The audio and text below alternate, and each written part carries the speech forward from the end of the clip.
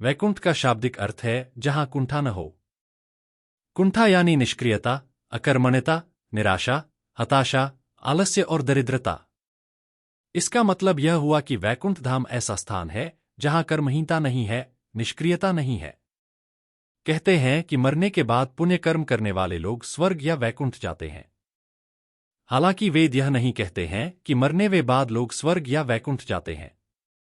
वेदों में मरने के बाद की गतियों के बारे में उल्लेख मिलता है और मोक्ष क्या होता है इस पर ही ज्यादा चर्चा है। खैर, हम आपको पुराणों की धारणा अनुसार बताना चाहेंगे कि वैकुंठ धाम कहाँ है और वह कैसा है। वैकुंठ धाम कहाँ है? हिंदू धर्म के अनुसार कैलाश पर महादेव, ब्रह्मलोक में ब्रह्मदेव बसते हैं। उसी तरह भगवान विष्णु का निवास वैकुंठ में बताया गया है। वैकुंठ लोक की स्थिति 3 जगह बताई गई है: धरती पर, समुद्र में और स्वर्ग के ऊपर। वैकुंठ को विष्णुलोक और वैकुंठ सागर भी कहते हैं। भगवान श्री कृष्ण के बाद इसे गोलोक भी कहने लगे। चूंकि श्री कृष्ण और विष्णु एक ही हैं, इसीलिए श्री कृष्ण के निवास स्थान को भी वैकुंठ कहा जाता है। पहला वैकुंठ धाम। धरती पर बद्रीनाथ, जगन्नाथ और द्वारिकापुरी को भी वैकुंठ धाम कहा जाता है। चारों धामों में सर्वश्रेष्ठ हिंदुओं का सबसे पावन तीर्थ बद्रीनाथ, नर और नारायण पर्वत श्रृंखलाओं से घिरा, अलकनंदा नदी के बाएं तट पर नीलकंठ पर्वत श्रृंखला की पृष्ठभूमि पर स्थित है। भारत के उत्तर में स्थित यह मंदिर भगवान विष्णु का दरबार माना जाता है। बद्रीनाथ धाम में सनातन धर्म के सर्वश्रेष्ठ आराध्य देव श्री बद्रीनारायण भगवान के 5 स्वरूपों की पूजा अर्चना होती है। विष्णु के इन 5 रूपों को पंचबद्री के नाम से जाना जाता है: श्री विशाल बद्री, श्री योगध्यान बद्री, श्री भविष्य बद्री, श्री वृद्ध बद्री और श्री आदि बद्री। बद्रीनाथ के अलावा द्वारिका और जगन्नाथपुरी को भी वैकुंठ धाम कहा जाता है। कहते हैं कि सतयुग में बद्रीनाथ धाम की स्थापना नारायण ने की थी। त्रेता युग में रामेश्वरम की स्थापना स्वयं भगवान श्रीराम ने की थी। द्वापर युग में द्वारिका धाम की स्थापना योगीश्वर श्री कृष्ण ने की और कलयुग में जगन्नाथ धाम को ही वैकुंठ कहा जाता है। पुराणों में धरती के वैकुंठ के नाम से अंकित जगन्नाथपुरी का मंदिर समस्त दुनिया में प्रसिद्ध है। ब्रह्मा और स्कंद पुराण के अनुसार पुरी में भगवान विष्णु ने पुरुषोत्तम नीलमाधव के रूप में अवतार लिया था। दूसरा वैकुंठ धाम। दूसरे वैकुंठ की स्थिति धरती के बाहर बताई गई है। इसे ब्रह्मांड से बाहर और तीनों लोकों से ऊपर बताया गया है। यह धाम दिखाई देने वाली प्रकृति से 3 गुना बड़ा है। इसकी देखरेख के लिए भगवान के 96 करोड़ पार्षद तैनात हैं। हमारी प्रकृति से मुक्त होने वाली हर जीवात्मा इसी परमधाम में शंख, चक्र, गदा और पद्म के साथ प्रविष्ट होती है। वहां से वह जीवात्मा फिर कभी भी वापस नहीं होती। यहां श्री विष्णु अपनी 4 पटरानियों श्रीदेवी, भूदेवी, नीला और महालक्ष्मी के साथ निवास करते हैं। इसी वैकुंठ के बारे में कहा जाता है कि मरने के बाद विष्णु भक्त पुण्यात्मा यहां पहुंच जाती है।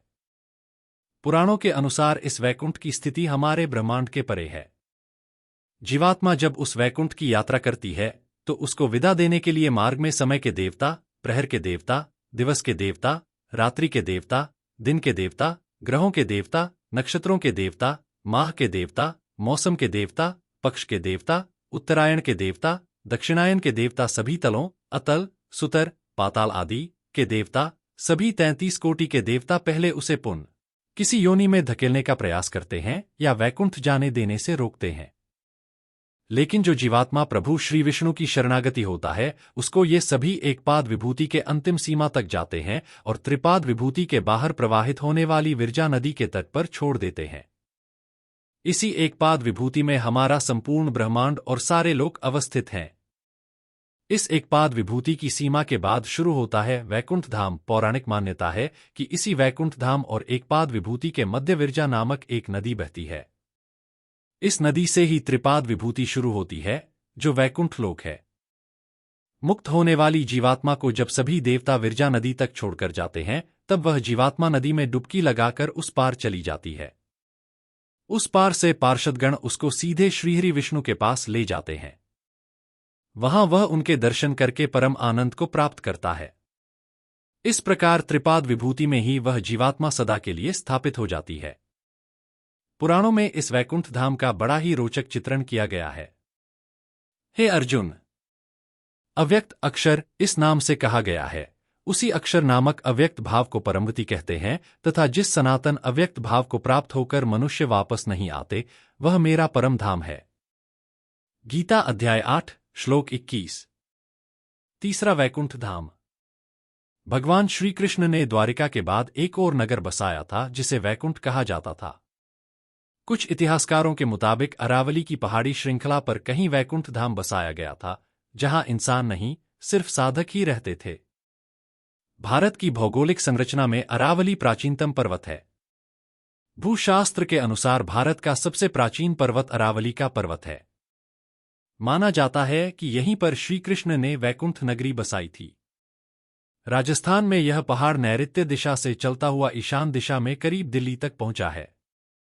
अरावली या अरवली उत्तर भारतीय पर्वतमाला है। राजस्थान राज्य के पूर्वोत्तर क्षेत्र से गुजरती 560 किलोमीटर लंबी इस पर्वतमाला की कुछ चट्टानी पहाड़ियां दिल्ली के दक्षिण हिस्से तक चली गई हैं। अगर गुजरात के किनारे अर्बुद या माउंट आबू का पहाड़ उसका एक सिरा है, तो दिल्ली के पास की छोटी छोटी पहाड़ियां धीरज दूसरा सिरा। वैकुंठ और परमधाम में अंतर। परमधाम कहते हैं कि परमधाम में जाने के बाद जीवात्मा सदा के लिए जीवन और मरण के चक्र से मुक्त हो जाती है। यह धाम सबसे ऊपर अर्थात सर्वोच्च है। यहां निरंतर अक्षय सुख की अनुभूति होती रहती है। यह धाम स्वयं प्रकाशित है। यहां न सुख है और न दुख, यहां बस परम आनंद ही है। वैकुंठ धाम। मान्यता है कि इस धाम में जीवात्मा कुछ काल के लिए आनंद और सुख को प्राप्त करती है, लेकिन सुख भोगने के बाद उसे पुनः मृत्युलोक में आना होता है। इस स्थान को स्वर्ग से ऊपर बताया गया है। वैकुंठ के ऊपर कैलाश पर्वत है। वैकुंठ को सूर्य और चंद्र प्रकाशित करते हैं। यहां गौर करें तो यह विष्णु का बद्रीनाथ धाम हो सकता है।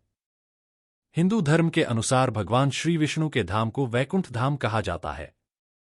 आपने 4 धामों के नाम तो सुने ही होंगे, बद्रीनाथ, द्वारिका, जगन्नाथ और रामेश्वरम। इसमें से बद्रीनाथ धाम भगवान विष्णु का धाम है। मान्यता के अनुसार इसे भी वैकुंठ कहा जाता है।